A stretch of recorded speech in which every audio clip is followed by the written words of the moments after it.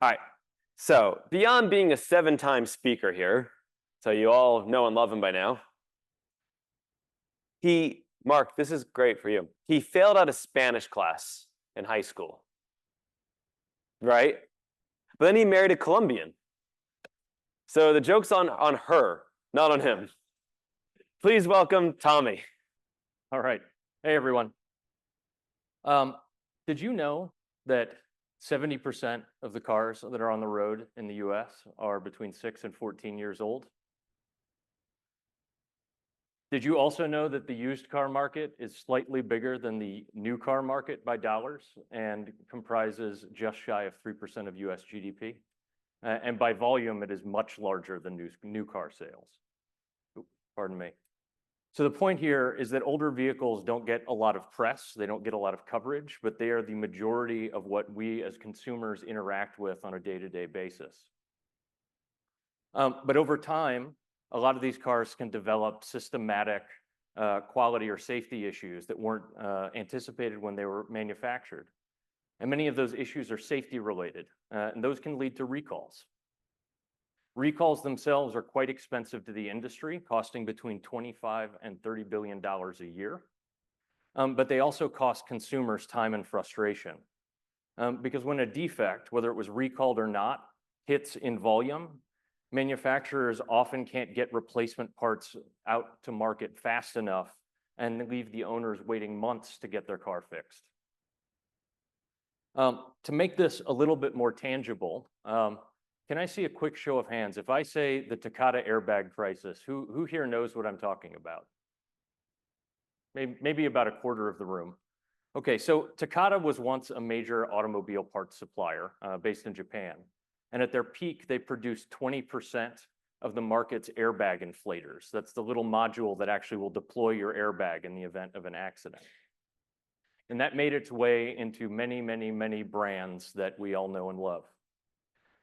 The issue was that faulty propellant in many of these airbag inflators led to tens of millions of vehicles that could, and sometimes did, have their airbag explode instead of deploy.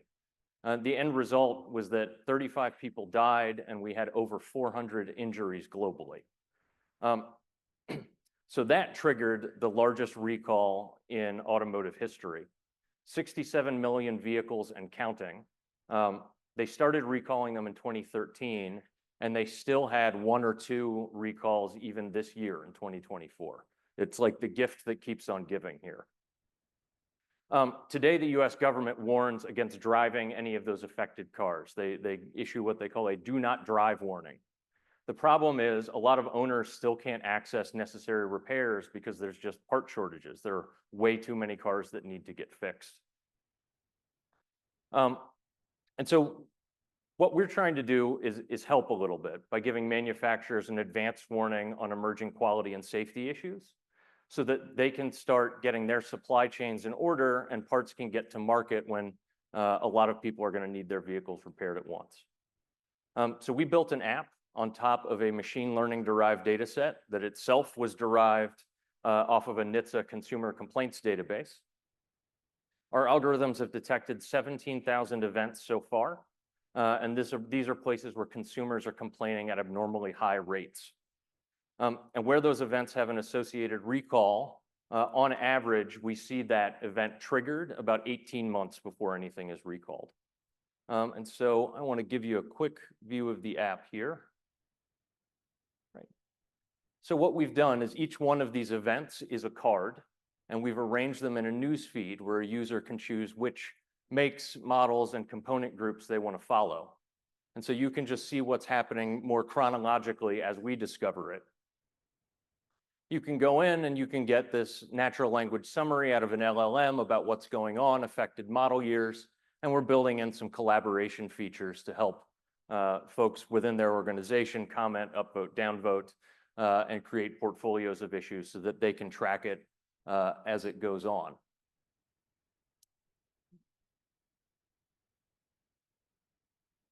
Okay, so hi, I'm Tommy. You may have seen me present here before. I know we've got a few old timers.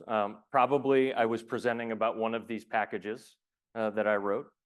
I have a PhD in computational statistics. My research has been at the intersection of natural language processing and statistical theory, because I would like to see a world where we can build models of language that are transparent and trustworthy along the lines of a lot of our traditional statistical models. About a year and a half ago, I left my job to try and start this company. In addition to being our CEO and chief scientist, I also teach machine learning here at Georgetown in the Masters of Science for Business Analytics program, right here in the business school. This is the architecture diagram that is of the platform that is behind our app. And by the way, a big shout out to DuckDB. I think we had some presentations on it yesterday. That database is amazing and has become our workhorse. But my goal here today isn't to try and sell you on Foundation or its products. Really what I want to do is zoom in on a few of the analytic problems that we've had to solve along the way to give you a sense of how we solved them, because it was a lot of work and I'm very proud of what we've done. But first, let's talk about the data. So NHTSA is the National Highway Traffic Safety Administration. It's part of the Department of Transportation, and it is the principal regulator for automobiles in the United States. Just like the CFPB, consumers can complain to NHTSA, and NHTSA will publish those complaints in an anonymized database that is available to the public. This data set covers vehicles, equipment, tires, and child seats. As of today, it has just over 2 million complaints and 28,000 recall things in the data. It's mostly categorical data, but we're getting into mining the free text to get more nuanced information out of this, and we'll have that into production soon. Okay. But moving into the problems, I've seen a lot of analyses of this data that focuses purely on complaint volume, and that can be misleading.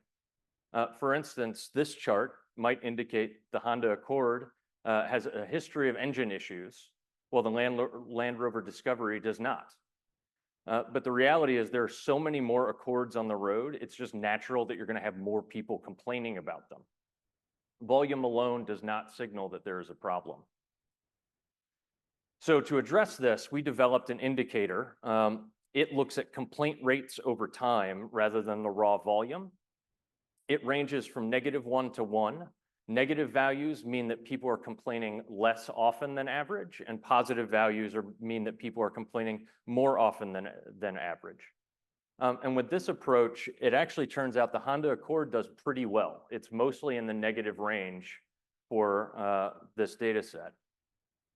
However, clearly the Land Rover Discovery has a distinct spike that indicates that there may have been an issue in some of their platforms. So moving on to problem 2, we've now created this continuous indicator that controls for complaint volume, but how do we get discrete events out of this indicator curve? This is an example using the Ford Escapes indicator curve for engine and engine cooling complaints. Our event detection algorithm is really simple, but I think it's pretty effective. We do a 180-day trailing t-test to see if the mean of the indicator over that period surpasses a threshold. So in this chart, what you see on the bottom is the indicator curve with gray areas being the event that we detected, those green lines being dates of recalls. On the top, what you're seeing is 1 minus the p-value of that t-test. Right? So it does a pretty good job of just saying like, hey, something anomalous happened here. Small gaps between these events, like what you see on the right, we just merge into one, just saying, hey, that probably just dipped below and then went right back up. It's probably the same thing. Okay, so we've controlled for volume. We found discrete events. Now we need to know what the heck's going on in these events. And so we're developing our own fine-tuned version of Llama 3 on this data set to help summarize the events, among other things. And what you can see from this event here is actually the model car that I drive. It turns out that low-profile run-flat tires, plus a heavy car and plus potholes is a good recipe for developing bubbles in the sidewall of your tire. those bubbles don't just like ruin your ride quality. It actually makes it harder to control the car because your wheels start wobbling like this as you're driving down the road. I can say that, in the years that I've owned my car, I have not had this issue happen yet, but like every time I hit a pothole, I'm like cringing because I've known about this issue for like a decade. Okay, and so the last thing is a problem we're still working on. Sometimes we detect an event, but it's actually covering multiple separate issues that are just sort of co-occurring within the same period. So they're clobbering, the signal is clobbering each other. So for example, this rightmost event that I've outlined in red actually has 3 distinct problems in it. So the first is a Takata airbag issue, the first thing that we talked about there. That affects BMW 3 Series models from 1997 to 2005. The second issue that just happened to co-occur in the same period is the 2006 BMW 3 Series, which actually is a completely separate automobile. I mean, they share some parts, but you could look at them sitting next to each other and you'd be like, that is not the same car. That one is not affected by Takata. Instead, they have a faulty sensor in the passenger side seat mat. That means that the car is not aware that there's a person sitting in the passenger side, even if a person is there. And so in the event of an accident, that can prevent the passenger side airbag from deploying, even if you have somebody sitting in that seat. So both of those issues have led to recalls. They're aware of them. But the third problem that is masked in this big period is part availability. So that continues to frustrate owners. And when I look at the complaints that are arriving much more recently, it is almost all people saying, my car got recalled, I have been waiting for months, where are my parts? And like I said, it's because these things will happen unexpectedly, and the supply chains really just can't keep up. We haven't quite solved this issue yet about how to pull these events out separately, but we have been experimenting with topic modeling and consensus clustering to help us differentiate them, and we do have some promising results. So I'm optimistic within the next few months we'll be able to work that out as well. All right, so I walked you through some of the problems that we solved along the way. What do we see in the data? Well, here are a few major trends. First is, I think we're likely undercounting events. So that 17,000 events we found is probably significantly more, because like I just said on the last slide, many of those events actually need to be separated out into separate discrete issues. Of the events we found, the most common type is for engine and engine cooling. Maybe not surprising, every car has an engine, well, until recently. But then the second most common issue is electrical events that are shortly behind that. And as far as trends, so there's definitely an upward trend in the number of events we're seeing for the electrical system, and a big sort of hockey stick uptick in forward collision avoidance events. I think that is owing to the fact that as more modern cars have more electronics in them, and we're starting to see autonomous driving technologies hitting cars as well, even just for like emergency braking and things like that. As it gets out in more volume, some of those parts will start failing. We've also had a big jump in the number of issues that are classified as other or unknown. I need to look into that. So usually when something is other or unknown, it's more because we have a data issue. But when I'm seeing a big jump in that, that's making me say, okay, I need to dig in and see what's going on there. Do I need to clean up the data, or is there a category that's maybe not actually part of the NHTSA categories that we might want to add in? So that's in terms of aggregate trends. The next couple slides, I want to pick on a couple newer brands, not because they're necessarily bad, but they're kind of popular, and it can show what we can do even for more recently manufactured vehicles. So first I'm going to pick on Tesla. It appears that most Tesla models that are on the road right now have a suspension issue. In the worst case, there are people that have complained that their wheel has literally fallen off the car as they've been driving down the road. According to what we're hearing, Tesla believes that wet environments can help accelerate component degradation. in the suspension system, and that can lead to this metal-on-metal corrosion and eventual part failure. But when I look at the recall data, because some of these parts have been recalled, there are also some recalls that are saying that some parts may not have been sufficiently tightened at the factory. Oops. So while these issues are serious, Tesla is aware of the problem. And again, from what I've heard from talking to Tesla owners, they've been very responsive in terms of dealing with the issue. So if anyone here happens to own a Tesla, or you know somebody that does, don't feel shy about taking it to the service center and asking them to check on it. So on a side note, we are starting to get early complaints in about the Cybertruck, most notably around electrical and steering issues. Right now, the volumes are pretty low, but time will tell to see if they grow into a major issue. So now, since I picked on Tesla, I want to go pick on one of their competitors so I can be fair. Rivian also has an issue with its passenger side seat mat. So similar to that BMW issue, that can result in the airbag not deploying because the car doesn't realize there's a human sitting in that seat. And what you can see here is that issue, so we have one model on top and another model on the bottom, but it was actually spread across different component groups. So something we're doing in the UI is enabling a portfolio feature that would allow people to add all of those to a single portfolio and then track them en masse. Okay, so finally, I want to come back to this Takata airbag issue. Like I said, it's the gift that just keeps on giving. So this chart averages the indicator curves for all of the platforms that had a Takata airbag recall. The first recall was in 2013 with that green dashed line. And then we overlaid the event windows in red for all of these. So you'll notice that we do have a little bit of red that is going well before that recall. That's kind of a data issue. So some platforms just kind of like have this perennial airbag issue. So even as they change the platform over and over and over again, just whatever reason people keep complaining about it. But we do see things starting to get more red leading into that recall. And note, while the aggregate curve doesn't show a spike leading up to that recall, when you start looking at some of the individual platforms, you can see they popped off sometimes 2 years in advance of that recall.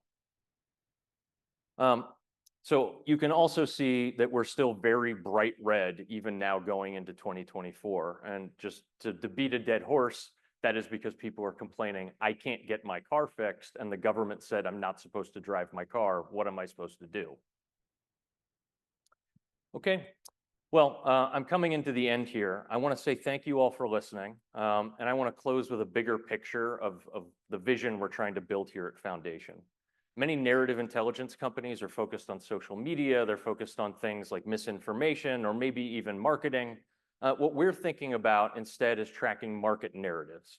In other words, these are narratives that are events that are leading to some economic outcome, like a recall or a decision to buy or not buy a used car.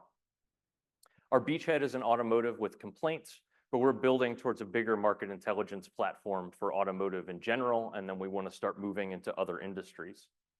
And we've developed prototypes using the same underlying tech in a couple different use cases. It's kind of ironic that I'm following the CFPB talk because that bottom chart is us running these same algorithms on CFPB's public data. And then the top is basically quantifying the public statements of the Federal Reserve Board. Looking at the bigger picture, we're aiming to cover narratives across these 5 domains of data for any market. I'm not going to go deep here, but if anyone in the audience has thoughts on how to develop a sample frame for human communication, let's chat during the break. And so I want to give a big thank you to Kevin, James, Dimitri, Janet, and Evan, who have been in the trenches with me helping to develop this. And James and Janet are sitting right over there if you guys want to stick your hands up. So thank you guys. And that's all I've got. And Jared could have given me 19 minutes. I have 1 minute left. Thank you all.